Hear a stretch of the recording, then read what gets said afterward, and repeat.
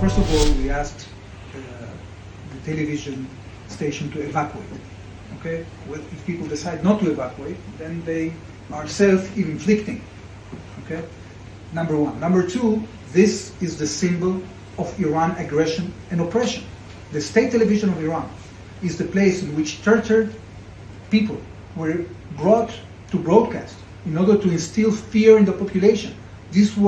This is the station that is being the mouthpiece of the military machinery of Iran, of the plan of Iran to exterminate Israel, the place from which calls to exterminate Israel had been coming from. So the most actually cynical thing that I ever heard in my life was yesterday, when this lady at that building that refused to evacuate was saying that we are actually oppressing the right of expression. This is coming from a regime that the only thing that have been doing is preventing people from the right of expression. So how cynical people can be.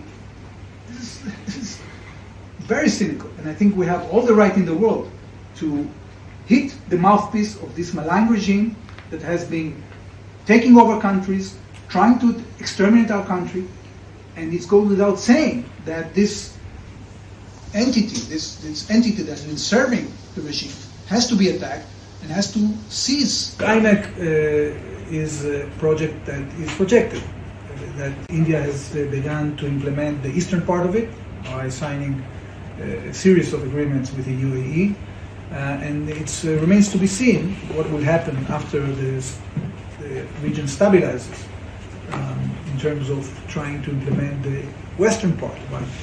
So we are discussing this, sometimes in closed doors, sometimes in semi-official dialogues that are happening in different encounters here in Delhi and other places.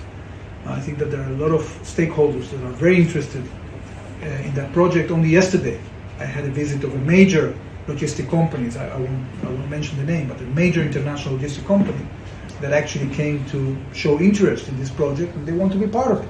So the prospects of IMEC are there, they haven't changed, and I think the entire world is looking forward to see how this is going to end in order to re-engage in activities that need some geopolitical. Well, first of all, we are only targeting targets that are connected to the regime capabilities, and we are not targeting civilians. We have done a lot of effort, including appointing a Farsi-speaking officer, calling the civilian population in Iran to evacuate from areas that are dangerous.